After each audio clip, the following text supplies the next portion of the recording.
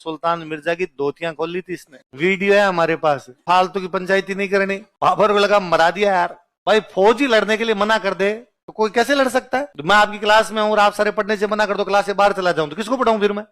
आप तो कम से कम बैठने चाहिए। तो राजा सेनापति की फौज ही ना रहे, राजा की फौज ही नहीं रहे तो राजा लड़ने के लिए कैसे जाए? बाबर लगा मरा दिया। तो वो सैनिकों को उत्साहित करने के लिए कहता है कि तुम्हें क्या लगता है बाबर खुद के लिए लड़ता है?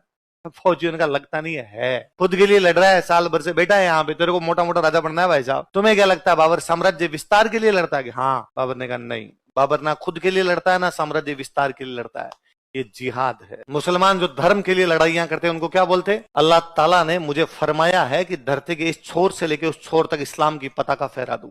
ये इस्लाम की लड़ाई है काफिरों के खिलाफ। ये काफिर है, ये जो सामने बैठा है ये मुसलमानों को परेशान करता है भारत में।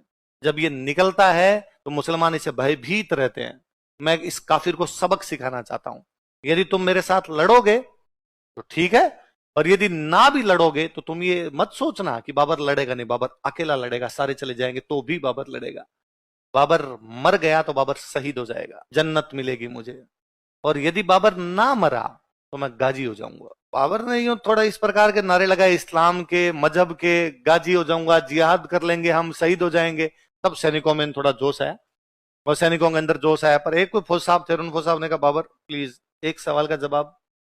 बाबर ने कहा यार तेरे मुंह से इस्लाम और मजहब और अल्लाह की बातें अच्छी नहीं लगती, तो क्यों? दारूडी है। बाबर ढंका दारूडिया था, सुबह शाम सेट रहा करता था बाबर एकदम।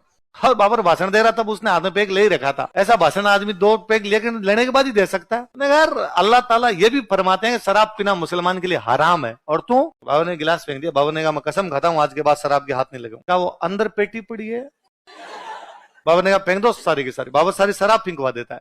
एक फौज साहब और खड़े, उन्होंने कहा रुक, कुरान शरीफ ये भी फरमाती है कि मुसलमान राजा मुसलमान व्यापारियों से टैक्स नहीं लेगा, और बाबर मुसलमान व्यापारियों से टैक्स लिया करता था, तमगा। बाबर कहता है मैं कसम खाता हूं आज के बाद मुसलमान व्यापारियों से तमगा टैक्स। बाबर युद्ध से पहले 3 घोषणा करता है, युद्ध नहीं है, मैं आज के बाद शराब नहीं पीऊंगा, आज के बाद तमगा कर नहीं लूंगा। इधर सांगा की तरफ से क्या तैयारियां? सांगा इस बात को जानता कि इस बार लड़ाई बड़ी है, वो आगरा की तरफ बढ़ रहे थे, इसलिए सांगा राजस्थान के बाकी राजाओं को लेटर लिखता है कि मेरा साथ देने के लिए कौन से युद्ध के अंदर आओ, खानवा। बाबर कह रहा था जिहाद है, जिहाद है मतलब धर्म की लड़ाई है। धर्म की लड़ाई मतलब हिंदुओं और मुसलमानों रही होगी बाबर की तरफ से हिंदुओं मुसलमानों की लड़ाई, सांगा की तरफ से नहीं है। सांगा की तरफ मुसलमान भी है।